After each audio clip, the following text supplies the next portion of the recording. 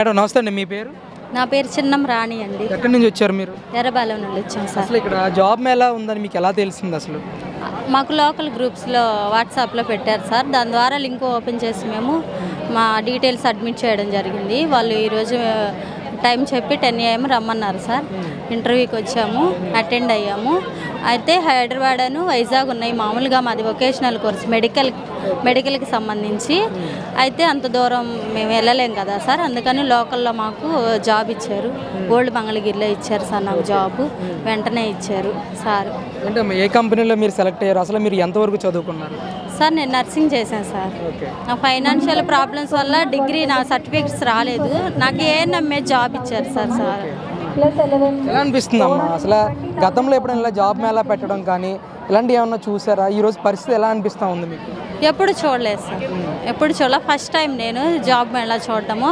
నేను సబ్మిట్ చేయడము, వెంటనే నాకు ఇంటర్వ్యూలు జరగడము, వెంటనే నాకు జాబ్ రావడం. మేడము చూడగానే నన్ను సెలెక్ట్ చేశారు సార్.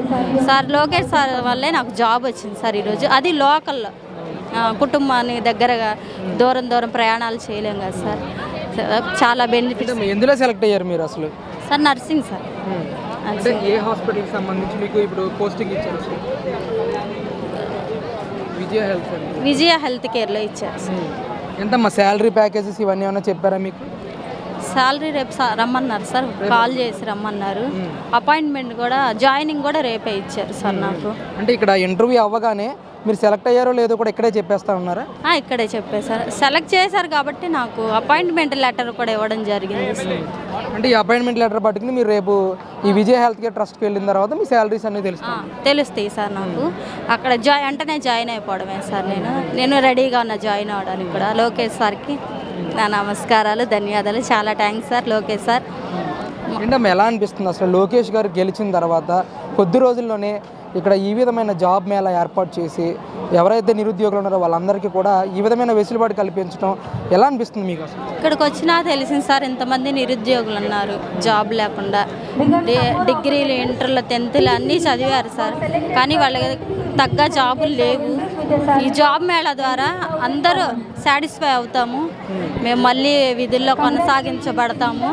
మాకు ముందు భవిష్యత్తు ఉందని మేము భావిస్తున్నాము.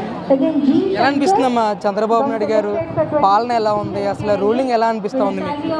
బాగుంది సార్, బాగుంది. ఇప్పుడు వచ్చిన 6 monthsకే జాబ్స్ ఇచ్చారంటే ఇంకంతకన్నా యూత్కి ఏం కావాలి సార్? చదువుకున్న నిరుద్యోగులకి వాళ్ళు ఇచ్చే బంగారు భవిష్యత్తు ఈ మెగా జాబ్ మేళా అనుకుంటున్నాం సార్. నమస్తే అమ్మా, మీ పేరు? సీమా. ఎక్కడి నుంచి వచ్చారు మీరు? గుంటూరు సార్. అసలు మంగళగిరిలో జాబ్ మేళా జరుగుతుందని మీకు ఎలా తెలిసింది అసలు? ఇన్ఫర్మేషన్ మాకు గ్రూప్లో వచ్చింది, ఇంకా దాన్ని చూసి నేను వచ్చేసాను. ఏంటి అటెంప్ట్ చేశారా ఇంటర్వ్యూ అసలు? అటెంప్ట్ చేశాను సార్. వచ్చింది జాబ్? వచ్చిందా మీకు? జాబ్ వచ్చింది sir. Okay, congratulations first of all. అసలు ఎందులో సెలెక్ట్ అయ్యారు? ఏంటి అసలు శాలరీ బేసిక్ ఏంటి అసలు? నేను టీమ్ లెస్లో సెలెక్ట్ అయ్యాను. స్టార్టింగ్ 15K ఇస్తాను అన్నారు, తర్వాత ఇంక్రీజ్ చేస్తా అన్నారు. ఈ జాబ్ మేళ వల్ల చాలామందికి యూజ్ అవుతుంది. అంటే చాలామంది ఇప్పుడు ప్రజెంట్ స్టూడెంట్స్ అన్ఎంప్లాయిడ్తో చాలా సఫర్ అవుతున్నారు. దీనివల్ల అందరికీ యూజ్ అవుతుంది అనుకుంటున్నాను. గవర్నమెంట్ ఇది బాగా కండక్ట్ చేస్తుంది. First of all food, water చాలా మంచిగా ఇస్తుంది.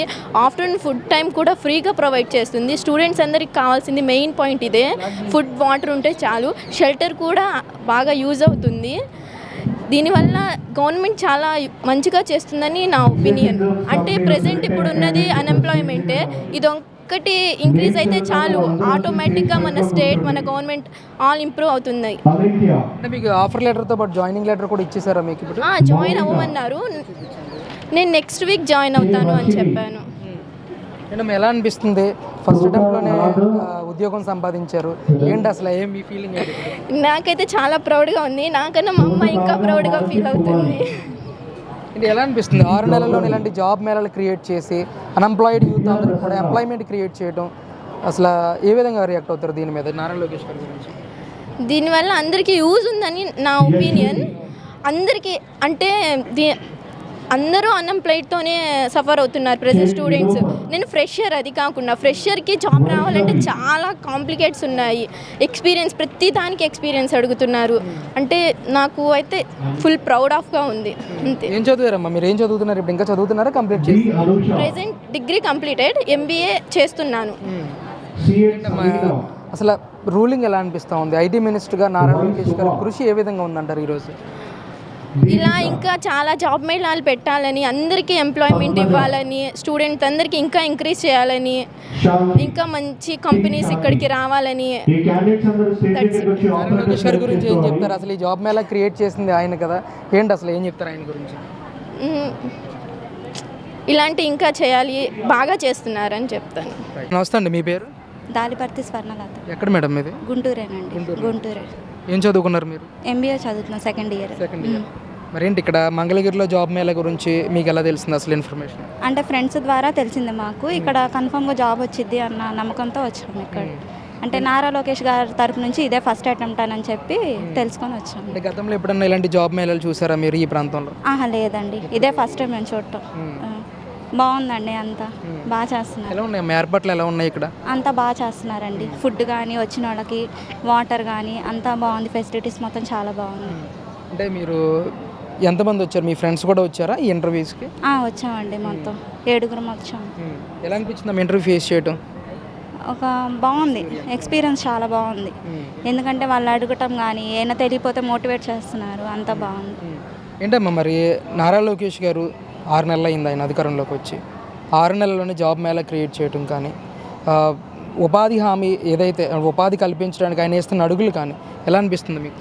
చాలా బాగుందండి. గత ప్రభుత్వంలో కన్నా ఇప్పుడు అన్నీ బాగా చేస్తున్నారు.